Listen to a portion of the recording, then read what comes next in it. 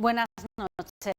La DGA cumplirá con el objetivo de pagar a los proveedores en el plazo fijado de 60 días. Además, las empresas aragonesas podrán conocer todas las fuentes donde buscar recursos económicos para llevar a cabo sus proyectos en una feria de la financiación que tendrá lugar en primavera. La presidenta Luisa Fernanda Rudi ha hecho ambos anuncios esta mañana ante más de 300 invitados en un foro organizado por Heraldo de Aragón, que ahora están viendo en imágenes, en el que se ha hablado de las perspectivas de la economía aragonesa. Analizaremos con nuestros invitados estas perspectivas económicas y hablaremos además del trasvase del Ebro después de conocer un informe de las Cortes de Aragón que dice que la ley de evaluación ambiental abre las puertas al trasvase. Para hablar de estas cuestiones nos acompañan esta noche en esta mesa de redacción Jorge Azcón, concejal del Partido Popular. Buenas noches. Hola, muy buenas noches. Pascual Moreno, médico. Pascual, buenas noches. Buenas noches, María. Iñaki Albo, del PAR. Buenas noches. Hola, buenas noches.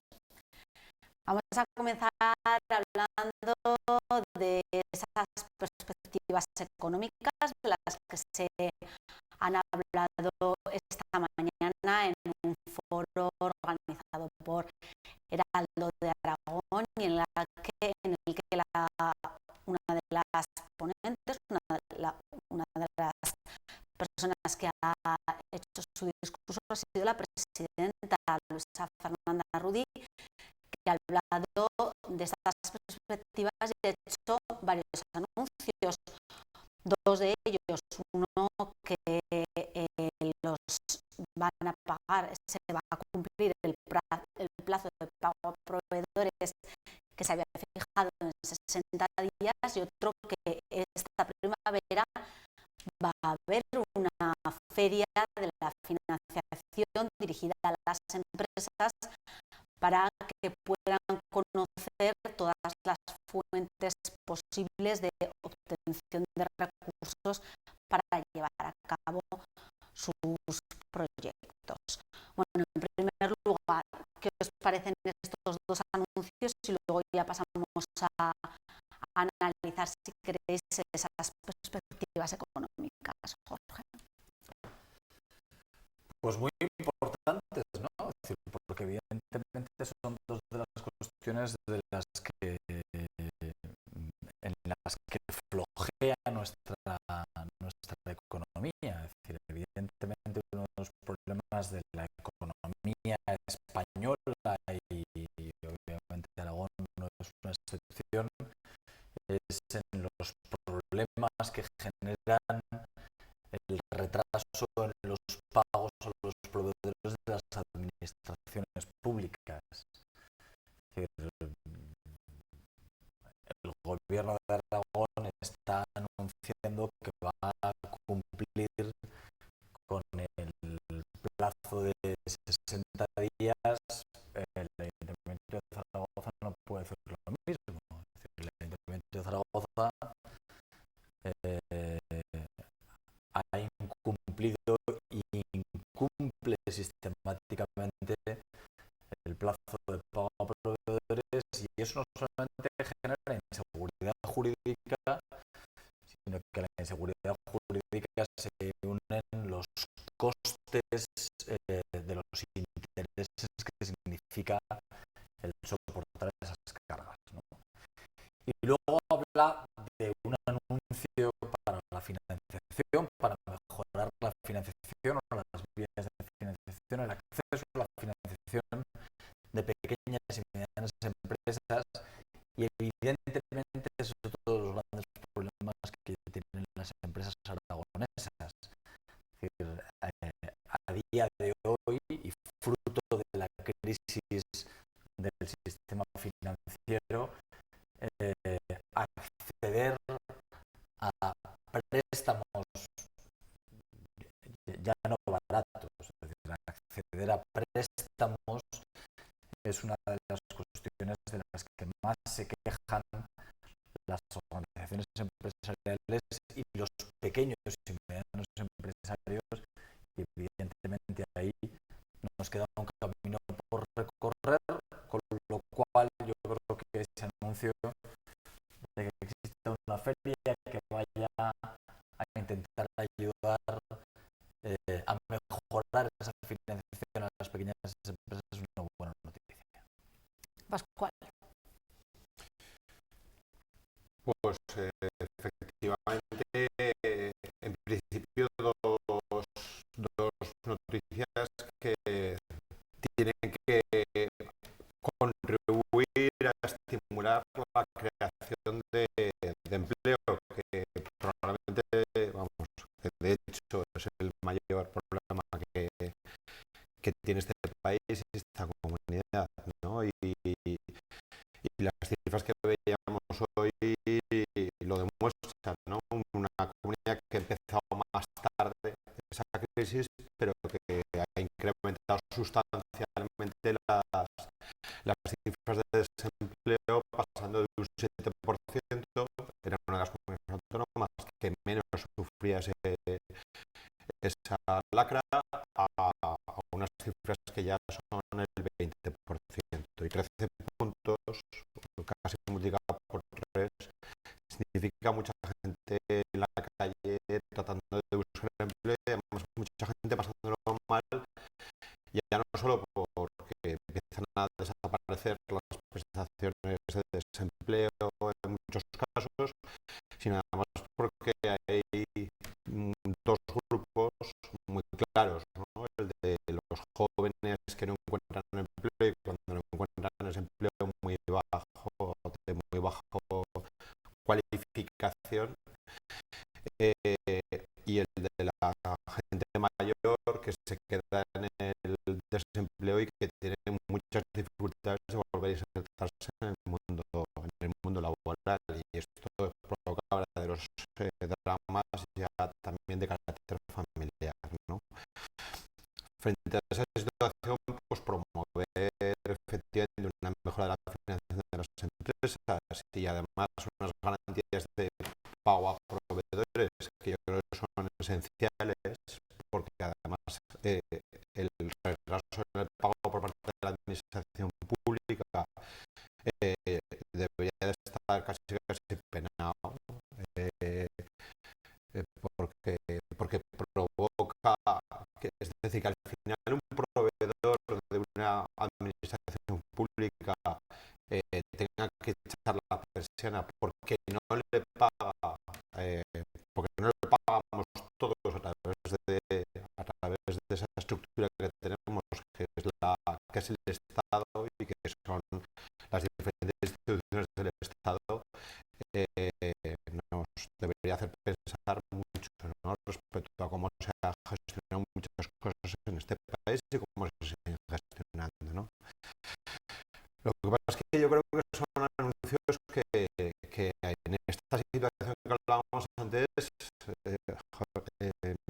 cuando uno habla de una feria en primavera, cuando el consejero, bueno, que además creo que hace muy bien en promover una ley de emprendedores, está hablando de que estará aprobada pues, también alrededor del mes de abril, de mayo, y cuando uno piensa que en mayo este gobierno cumplirá 3 años de gobierno, pues le parece caray, que ha costado darse cuenta de dónde estaba el problema y que había que acometer, ¿no? Y yo creo que es lo único que creo que a veces ya casi suena a, vamos a ponernos en marcha antes de que vuelvan las siguientes elecciones, que no realmente una política que realmente persiga bueno, pues que esta comunidad autónoma luche contra el verdadero problema que tiene. ¿Son propuestas electorales, como dice Pascual? La primera no.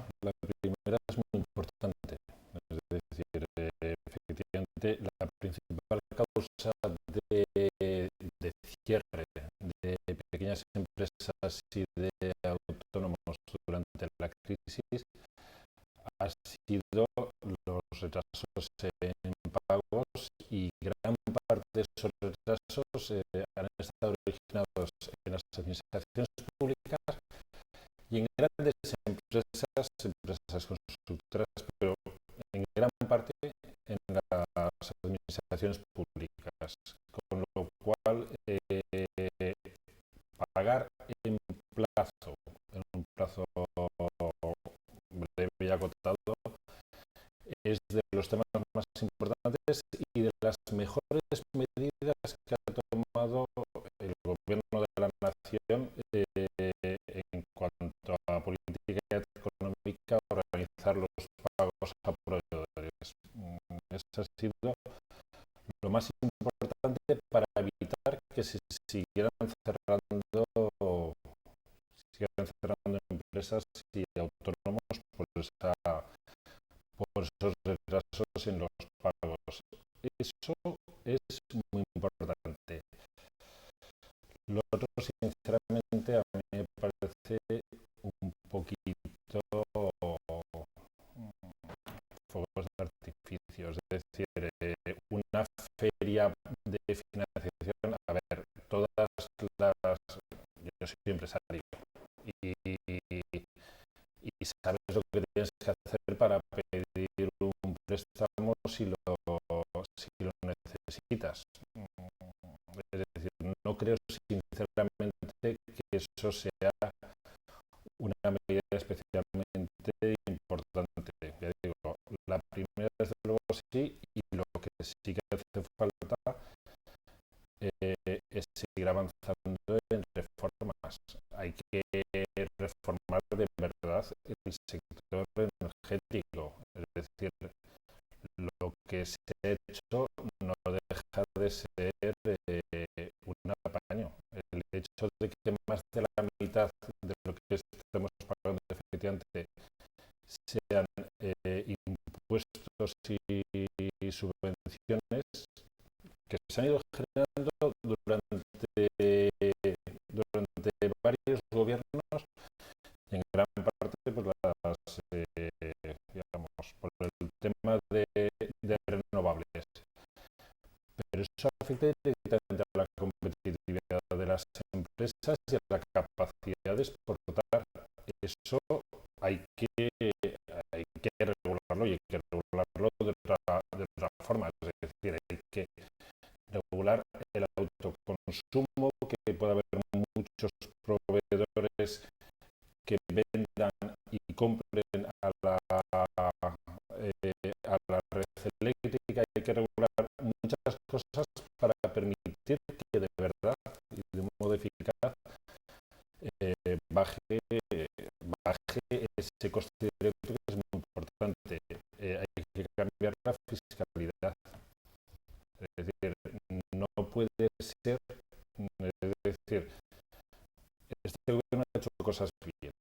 La reforma laboral es una de las cosas que evidentemente ha permitido que en una situación de no solo que no ha habido crecimiento, sino que ha habido disminución de la actividad económica, se haya podido crear algo de empleo.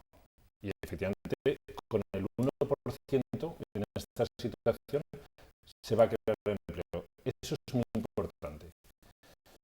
Pero faltan muchas cosas. Es decir, el tema de fiscalidad es muy importante. Si se sigue aumentando la fiscalidad, no va a haber una salida de la crisis importante y vigorosa como hace falta para crear empleo. Bueno, lo recordaba Pascual, la tasa de empleo ha aumentado del 7 al 20%.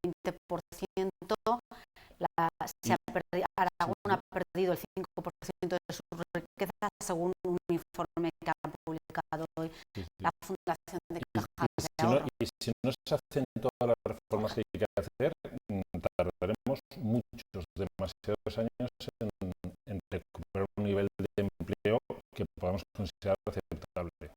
Los datos tampoco son muy positivos, digamos. Por desgracia, cuando estamos hablando de un 20% del paro en Aragón y hablamos de unos datos de 130.000 parados, evidentemente no se puede decir que son positivos. Lo que pasa es que en Aragón es verdad que el paro ha llegado del 7 al 20%, pero no hay que dejar de olvidarnos que en España el paro, la media está en el 26%.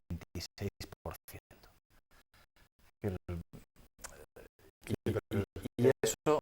La cuestión fundamental es que Aragón no ha soportado la misma disminución de puestos de trabajo en el sector de la construcción que ha soportado el resto de España. Es decir, en España una buena parte de eso es primero porque hay una serie de comunidades que están en el sur que soportan mucho peor una situación como esta desde el punto de vista del empleo, y luego todo el Levante y todas las zonas donde se ha producido una catástrofe desde el punto de vista económico por culpa de un desarrollismo basado en el ladrillo, y eso lo sabemos todos, ¿no? Bueno, evidentemente, una de las cuestiones que Luis Fernández Rodríguez, como presidente de Aragón, está vendiendo fuera de nuestras fronteras es que el Producto Interior Bruto de Aragón, la distribución del Producto Interior Bruto de Aragón es muy distinta a las de otras comunidades, y el peso de la industria en Aragón es comparable a muchos países europeos.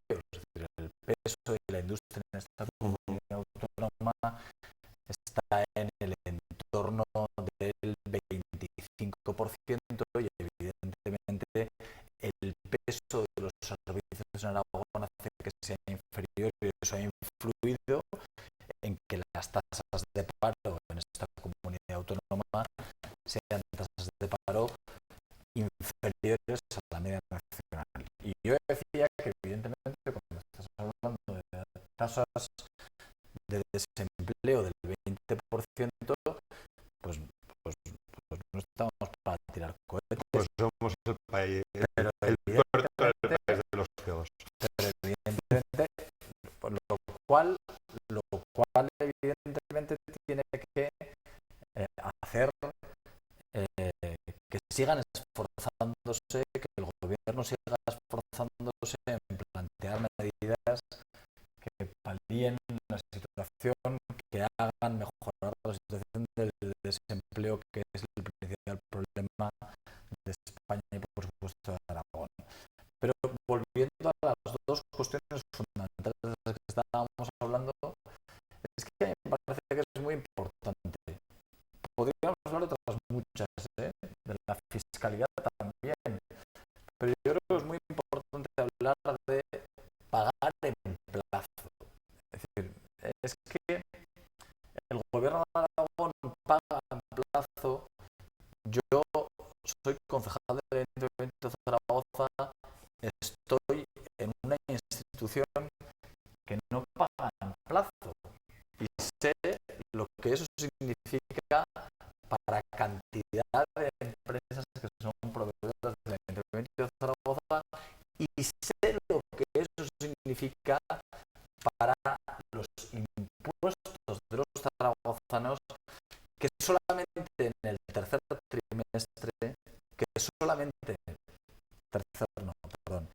en el cuarto trimestre del año 2013 van a pagar 900.000 euros en intereses de demora por no haber pagado a tiempo. Esos 900.000 euros que se van a pagar, que va a pagar el Ayuntamiento de Zaragoza, correspondientes al cuarto trimestre del año 2013, son 900.000 euros que se podían haber destinado a cualquier otro tipo de política. Ya no digo políticas sociales, que evidentemente son de importantes que desarrolla el Ayuntamiento de Zaragoza en la actualidad, sino cualquier otro tipo de política. Por eso, cuando el gobierno de Aragón habla de que cumple y de que paga en plazo, es una buenísima noticia, no solamente para las empresas que van a poder recibir el dinero cuando les corresponde, sino porque los impuestos de los aragoneses están mejor gestionados y eso significará que paguemos menos intereses de demora de los que se pagan en otra institución, posiblemente en la otra gran institución que tiene esta comunidad autónoma, que es el Ayuntamiento. Y dejarme que os diga una cosa. Yo creo que hay mucho camino por recorrer en lo que es esas ferias de financiación. Porque hemos hablado mucho de los problemas de acceso al crédito que tienen las empresas.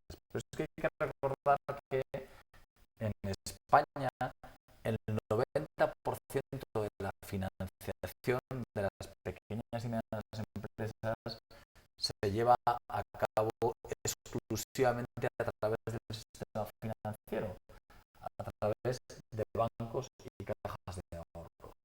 En Europa, esa financiación de las empresas es solamente del 60%. Por lo tanto, hay un muy amplio recorrido en financiación a través del mercado de valores, de financiación a través de fondos de inversión, de financiación a través del crowdfunding, que ahora está de moda. Es decir, hay alternativas de financiación distintas que se están explorando en otros lugares y que ante la crisis del sistema financiero que se encontró el gobierno de Mariano Rajoy, evidentemente hay que explorar y que no dejan de ser otro motor muy importante para que nuestras empresas creen empleo y salgamos adelante. Iñaki. Sí, no, simplemente un comentario. Esos 900.000 son por sentencias judiciales y luego tenemos los 72 millones de intereses, ¿no? Si no me equivoco, que se pagan todos los años. Bueno, la deuda del Ayuntamiento de Zaragoza, este año lo que pagaremos en deuda son como 80 millones, 30 corresponderán a intereses de la deuda, 50 a amortización, porque el plan de pago a proveedores del Ayuntamiento de Zaragoza fue como de 175 millones de euros. Pero sí, esos 900.000 son intereses. Son por sentencias judiciales. Sí, sí. Bueno, vamos a dejar este tema económico a un lado, vamos a hablar de otro que también interesa mucho a los aragoneses, el trasvase del Ebro. Un informe de las Cortes dice que la nueva ley de evaluación ambiental que ha aprobado hace un breve tiempo el gobierno central vulnera el Estatuto de Autonomía y abre las puertas a los trasvases. Bueno, ¿qué os parece este informe? ¿Creéis que marca o deja ver esa prioridad del gobierno central en los trasvases, que es prioritario en sus políticas? ¿O es una cuestión también electoral ahora que están ya las campañas europeas? Es decir, en esta norma se rebajaban digamos, el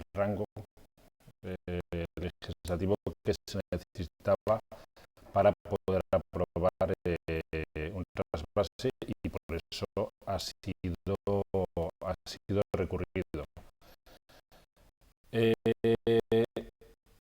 Me parece que lo hemos comentado alguna vez. Ahora mismo no hay riesgo de trasvase por la sencilla razón de que no hay disponibilidad económica para hacerlo. Pero mientras no se aproveche el agua aquí, ese riesgo existirá, porque es decir, es un bien muy apetecido por comunidades con no solo una economía importante, aunque ahora esté en un momento quizás un poco peor, sino sobre todo con una población y por lo tanto una cantidad de votos muy importante, y por lo tanto van a seguir reclamando que les llegue ese agua. O sea, eso es así. Entonces, mientras aquí no se aproveche, mientras no se ejecuten las obras del Pacto del Agua, esa espada de Damocles la vamos a tener siempre encima. No, ya digo, no es algo inmediato, pero si aquí no se aprovecha el agua, desde luego se va a seguir reclamando. ¿Cuál? Yo también creo que hemos tenido ocasión de hablar de una vez en el programa de lo que es el trasvase, ¿no? Y de cómo además es romper una dinámica histórica en la que habitualmente las personas hemos ido en busca de los recursos y no los recursos en busca de las personas, o en este caso de los votos, como bien comentaba Iñaki, ¿no? Pero yo creo que estamos hablando de unas modificaciones a través de una ley de evaluación ambiental, ¿no? Yo creo que aquí de la cuestión está precisamente en el contenido que tiene que tener esa ley. Es decir, si se hace una adecuada evaluación de los impactos ambientales que tendría una obra como el trasvase no es viable. No es viable desde el punto de vista económico, ni siquiera desde el punto de vista ambiental. Es decir, si se impacta el coste ambiental y el coste real que tiene el llevar agua a determinadas zonas de este país, porque claro, tendemos a ver el mapa y parece que el agua cae por gravedad, pero resulta que para hacer un trasvase hay que bombear ese agua y hay que subirla y hay que bajarla, porque hay que atravesar espacios que significan una diferente altitud. Llevar agua allí haciendo un impacto adecuado del coste que llevaría haría que ese agua no fuera interesante desde el punto de vista de su precio para nadie. Desde luego para la agricultura no, y tampoco para otro tipo de usos de carácter turístico, campos de golf, etcétera, etcétera, ¿no? Con lo cual lo que hay que hacer es que esa ley realmente recoja lo que significa el impacto ambiental de una determinada infraestructura y que adecuadamente evaluada se repercuta sobre quien luego disfruta de los beneficios de esa infraestructura. Y yo creo que ahí está el quid de la cuestión, no tanto en tratar de poner cortapisas desde el punto de vista normativo para que esa obra no sea viable, porque yo creo que además hay que trasvasar un poco, nunca mejor dicho, esa imagen que hemos dado y que hemos nos han evidentemente achacado y que hemos sabido combatir poco del baturro agarra al botijo, ¿no? Yo creo que hay que hablar de otras cosas, es decir, no hay que hablar tanto como que el agua para mí, porque no es eso, y porque además esta comunidad es profundamente solidaria y lo hemos usado muchas veces, sino de que el agua tiene que ser utilizada donde puede ser utilizada y si no, además, tiene que pagarse lo que eso implica y no que lo paguemos todos los españoles a escote. Jorge, ¿debe el Gobierno de Aragón actuar de inmediato ante esta nueva ley? Ante lo que dice este informe, sobre lo que dice este informe. Pues yo creo que lo ha dicho ya, ¿no? Es decir, yo he oído declaraciones del gobierno, de distintos responsables del gobierno, pero yo creo que de lo que estamos hablando es verdad, es decir, desde un informe de las Cortes de Aragón, lo decía Pascual, sobre una ley de evaluación ambiental que tiene unas disposiciones transitorias que hacen referencia al trasvase Tajo Segura. Es decir, yo entiendo que se hable de la posibilidad, es decir, pero no es algo que haga referencia a la comunidad autónoma de Aragón, sino que hace referencia al trasvase de Tajo Segura, del que hay que decir dos cuestiones. Uno, que es un trasvase ya existente, y dos, que además es un acuerdo de todas las comunidades autónomas de distintos colores políticos que están sustentando esa actuación, en primer lugar. En segundo lugar, los dos habéis hablado de las dificultades que tendría hacer un trasvase del Ebro, ¿no? Es decir, por cuestiones fundamentalmente económicas o por cuestiones medioambientales. Pero yo quiero añadir una más. Yo creo que a día de hoy un trasvase del Ebro es imposible por cuestiones políticas.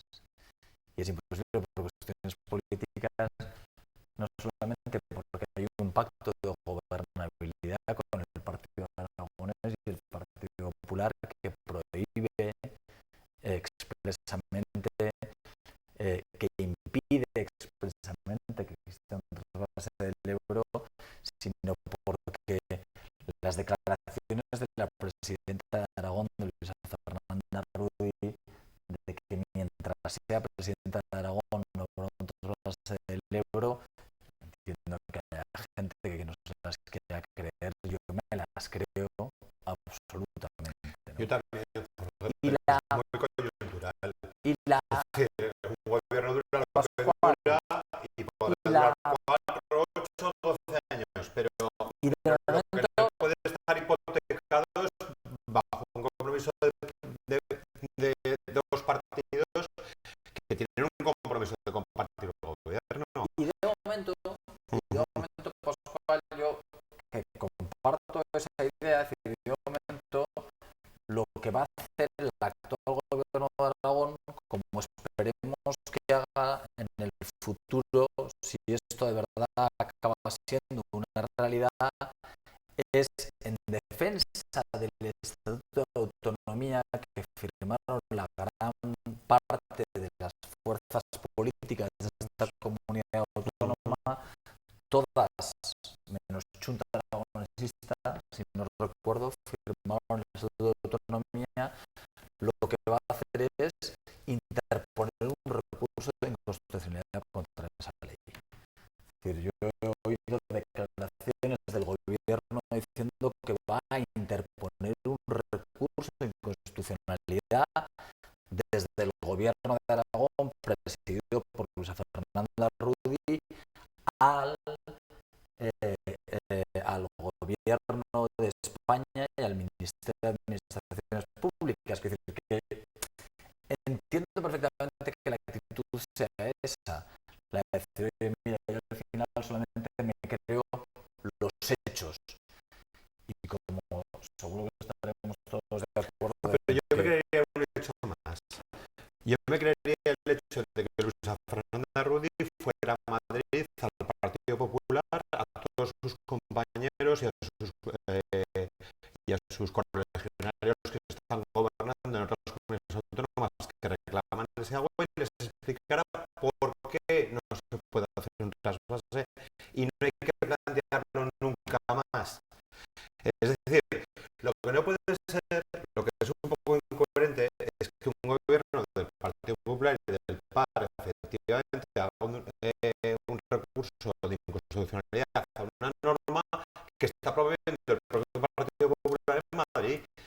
Es decir, hagámonos lo que No, no, por eso te decía yo, Pascual, te decía, digo, porque la realidad no es esa. La realidad es que el informe de las Cortes sobre una ley de evaluación ambiental hace referencia al Tajo Segura. sí, Y eso es lo que nosotros hemos hablado. No hace referencia a nada que tenga que ver con Aragón. Es decir, o sea, yo entiendo que desde algunas fuerzas políticas se quieren mezclar el trasvase Tajo Segura con lo que ocurre en Aragón, pero no tiene nada que ver.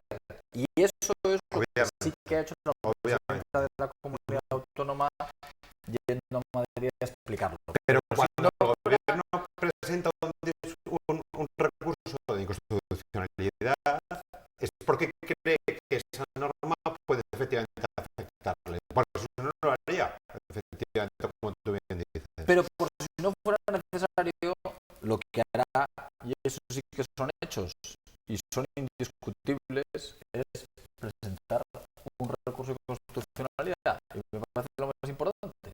De hecho, lo dice el informe, ¿no?, que presenta vicios de inconstitucionalidad esa ley. Sí. Estoy de acuerdo con Pascual en que nos ha faltado también mucha pedagogía en el resto de España.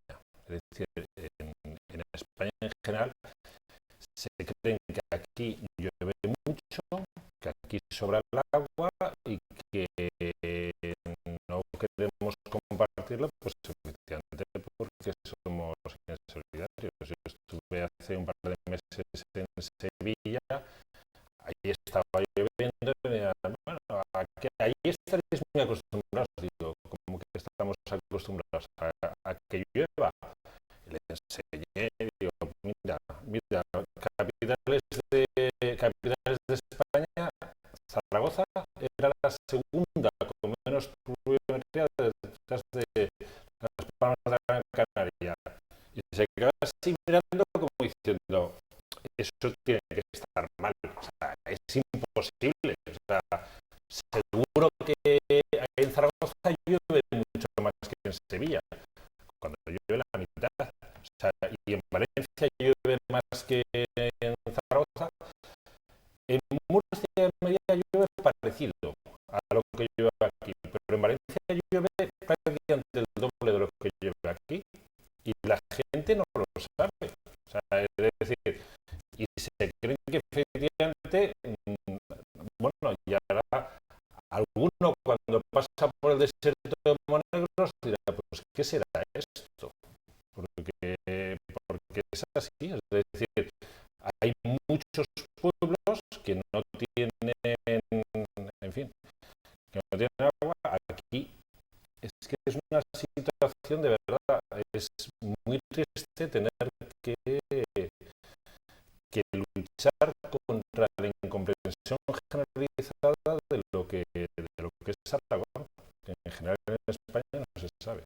Bueno, estamos pendientes de cómo evoluciona este asunto, también de esa presentación de ese recurso de inconstitucionalidad.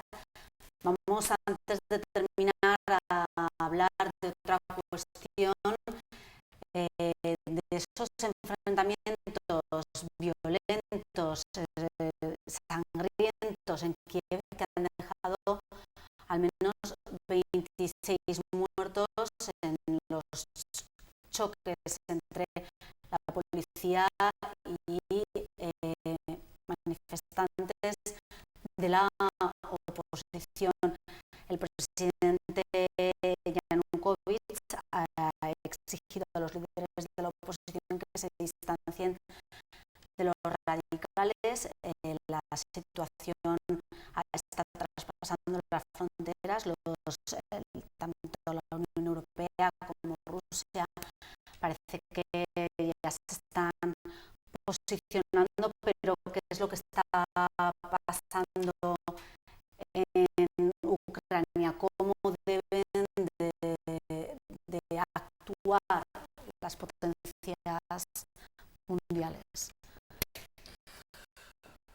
Bueno, yo lo que he tenido oportunidad de oír este mediodía en las noticias es que evidentemente la Unión Europea, bueno, es decir, que el encuentro entre Merkel y Hollande, y además fundamentalmente también había girado entre eso, y no sé si habrá habido un efecto de reacción, pero evidentemente la Unión Europea estaba planteándose el convocar una cumbre posiblemente con la tan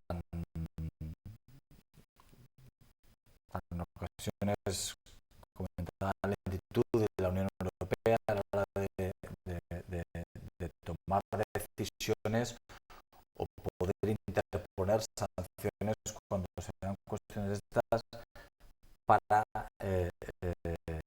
contra el gobierno, ¿no? Evidentemente 26 muertos en el corazón en Europa son más que suficientes como para que haya un régimen que está tomando medidas policiales extremadamente duras y que deberían ser no solamente condenadas de palabra, sino que la Unión Europea tendría que llevar adelante una responsabilidad con lo que está pasando allí, evidentemente. Bueno, las imágenes son impactantes. No sé si habéis tenido ocasión de verlas. Parece realmente una auténtica guerra en las calles de Kiev. Hay un politólogo español, Jesús Núñez, al que tengo el placer de conocer y que además tiene un blog que recomiendo, que hacía un análisis muy en una frase de lo que estaba pasando en Ucrania, ¿no? Decía que Ucrania era la pieza de caza mayor entre Europa y Rusia, ¿no? Para Rusia, para una parte de Rusia, Ucrania es casi el corazón del país, una parte casi integrante de lo que fue la URSS y de lo que fue previamente incluso una realidad donde incluso un 20% de la población en Ucrania es de origen ruso, pero además es la puerta de entrada a su país desde Europa, la posibilidad de que haya una mayor presencia de la Unión Europea y desde luego de la OTAN en el territorio ucraniano para ellos es inaceptable y están poniendo de alguna manera toda la carne del asador. Bueno, hace bien poco los ucranianos sufrieron el doble chantaje en dos inviernos sucesivos de ver cómo se les cortaba el gas desde Rusia, pues por una cuestión de geoestrategia y de política, ¿no? Y ahora la Unión Europea está planteando un acuerdo de asociación porque una parte sustancial, más de la mitad de la población ucrania quiere ser europea y quiere formar parte, quiere un acuerdo de asociación e incluso quiere en el futuro formar parte de la Unión Europea, ¿no? Y esta es la cuestión, ¿no? El problema es que cuando este debate excede de lo pacífico, y cuando se polariza, cuando entra la violencia desde el régimen y entra también la violencia desde los radicales que están también imponiendo un cierto criterio entre la oposición, pues acaba como acaba, ¿no? Y acaba como hemos visto en estas imágenes tan duras, ¿no? Yo espero que la Unión Europea dé un paso adelante, ¿no? En defender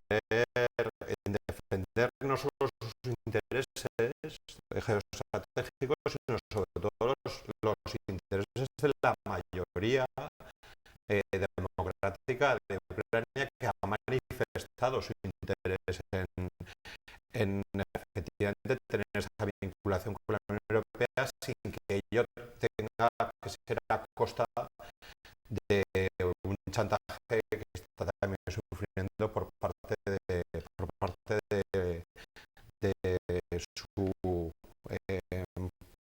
su vecino Putin, ¿no?